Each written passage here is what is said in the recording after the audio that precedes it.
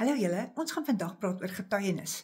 So in Openbaring 12 vers 11 staan, dat ons die vyand oorwin deur die bloed van die lam, hy het reeds die volle prys vir ons betaal, en deur die woorde van ons getuienis, my en jou getuienisse, het soveel krag om die vyand te oorwin. Kom ek vertel gou een van my getuienisse vir jou.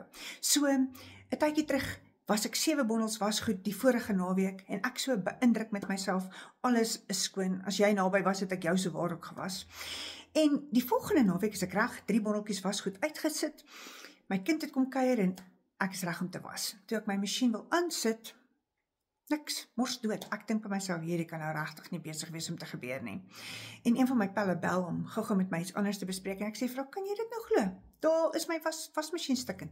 Ek kry iemand uit, hy sê vir my, PC-bord het gebreek, hier is geen selfdes meer aan hierdie wasmasjien van jou nie, hy is kapoet. Ek dink, rarig, so almal van julle weet, daar's 'n tyd wat jou wasmasjien kan gaan, jou band kan vervang moet word, of wat ook al, en dan sal tye, wat dit liewers nie moet gebeur nie. Hierdie was een van die, dit moet liewers nie nou gebeur tye nie. In elk geval, ons almal chat so 'n bietjie, my kinders, my pel en 'n paar ander mense en ons besluit gehou, nee, weet jy wat?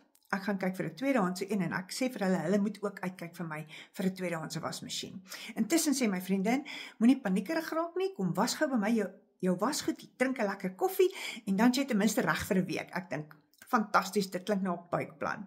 Intussen, net so rukkie later, kom daar op een van die groepietjies 'n wasmasjien wat te koop is teen 'n goeie prys. Ek dink, yes, wat weet gou vir almal, hier het 'n wasmasjien gekom en hy is baie bekostigbaar.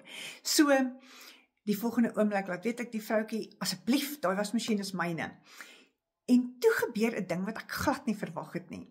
My vriendin laat weet my, sy wil my seën met hierdie wasmasjien. Yes, sien my bommelakkies slaan, hemel, maar ek was so opgewonde en so bly en so dankbaar, want die Vader is so getrou.